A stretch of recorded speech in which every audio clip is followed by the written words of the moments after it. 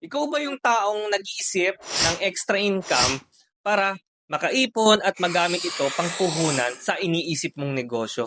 Sa video na to, pag-uusapan natin yung tatlong paraan na pwede mong gawin para magkaroon ka ng extra income. Kung ngayon lang pala tayo nagkita, ako nga pala si Ruben de la Vega. 4 years na akong nagnenegosyo at gumagawa tayo ng mga gantong business content para makatulong dun sa mga taong makapag-umpisa ng kanilang mga negosyo. Kwento ko na din nung nag-uumpisa akong magnegosyo, hirap din ako makapag-start ng sarili kong negosyo kasi laging walang pampuhunan para dito. At dahil galing tayo sa mahirap na pamilya, ordinaryong tao lang tayo, ay kailangan natin magbanat ng buto, magtrabaho at makaipon para makapagsimula ng mga negosyong nasa isip natin. Ang nagiging problema minsan ay hindi sumasapat yung mga sweldo natin para makapag-save, para makapag-start ng sariling negosyo dahil may mga sarili din tayong mga pangangailangan at mga gastusin. Kaya kailangan natin makapag-isip na magkaroon ng extra income para makaipon at magamit ito pampuhunan sa negosyong gusto nating gawin. Kaya nagtrabaho ko mabuti at nag-ipon ako at sa mga naipon ko sa trabaho ko, yun yung mga ginamit kong pampuhunan sa mga negosyong sinimulan ko. Ang problema kasi ay hindi naman tayo galing sa mayamang pamilya na may mayamang magulang na magbibigay sa atin ng pampuhunan. Kaya kailangan talaga natin magbanat ng buto at mag-isip ng mga paraan para magkaroon ng extra income. Kaya ito, share ko na sa inyo yung tatlong bagay na pwede nyong gawin para magkaroon ng extra income at makaipon at maumpisa mo na yung negosyong gusto mong gawin.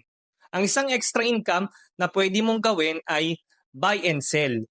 Ang konsepto ng buy and sell ay maghahanap ka ng murang supply na mas mababa sa SRP o yung mas mababa sa suggested retail price. Tapos, papatungan mo to para yun ang magiging kita mo. For example, sa panahon ng undas, di ba lahat ng tao ay bumibili ng kandila? Ang gawin mo, sa mga kakilala mo, magpa-order ka. Tapos, maghanap ka ng supplier. Sabihin mo sa supplier na i-resell mo to o bigyan ka ng wholesale price para mabawasan yung presyo at madagdagan mo ito at saka mo ngayon ibebenta sa mga kakilala mo. Sa ganung paraan ay nagkaroon ka na ng extra income.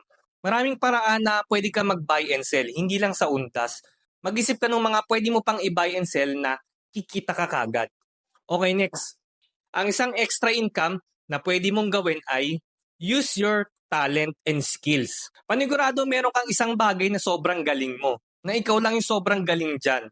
Na para sa'yo, pag ikaw ang gumawa niyan ay napakadali. Ang gawin mo ay mag-search ka sa internet kung mayroong mga freelance job na tungkol dyan kung saan ka magaling. At ibigay mo ang serbisyo mo at para kumita ka kagad ng extra income. Pag skills at ang talent mo ang ginamit mo para dyan sa mga freelance job na yan, ay agad-agad magagawa mo yan.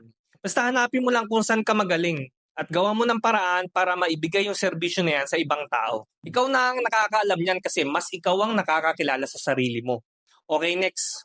Ang isang extra income na pwede mong gawin ay referrals. Ito yung meron kang kakilala na merong negosyo. At sa negosyo na yun ay meron silang binebentang produkto. Ngayon, kakausapin mo ngayon yung kakilala mo na yun na baka pwede kang bigyan ng referral fee. Ito yung ihahanap mo sila ng customer na laway lang ang gagamitin mo. Dahil ikaw yung nagbigay ng customer sa kanila ay bibigyan kanila ng referral fee. Dahil hindi naman sila bebenta kung hindi dahil sa iyo eh. Dahil ikaw ang naghanap ng customer para sa kanila. Dahil hindi naman lahat ng tao ay nakakakilala sa kanila eh. Parang ikaw yung nag-market dun sa negosyo nila.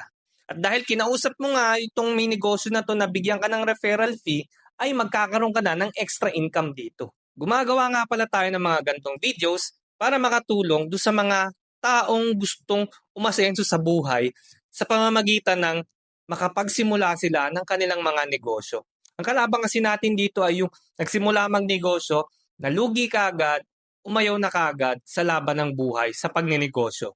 Na isinuko na nila yung pangarap nilang umasenso sa pamamagitan ng pagnenegosyo. Naniniwala ako na tayong mga ordinaryong Pilipino na pinanganak sa mahirap na pamilya, may kakayanan din tayong umasenso sa buhay sa pamamagitan ng pagnenegosyo. Dahil sa pagnenegosyo, pantay-pantay ang lahat. Kaya kung ikaw yung taong nangangarap na umasenso sa buhay sa pamamagitan ng pagnenegosyo, huwag mong susukuan yan. Sa umpisa lang naman talaga mahirap eh. Magagamay mo din yan. Bali hanggang dito lang ang video na to. Maraming salamat sa panonood. Mag-like at mag-comment ka na din sa video na to. Muli, sa pagnenegosyo, lagi nating tatandaan, bawal ang mainip. Ang mainip, talo.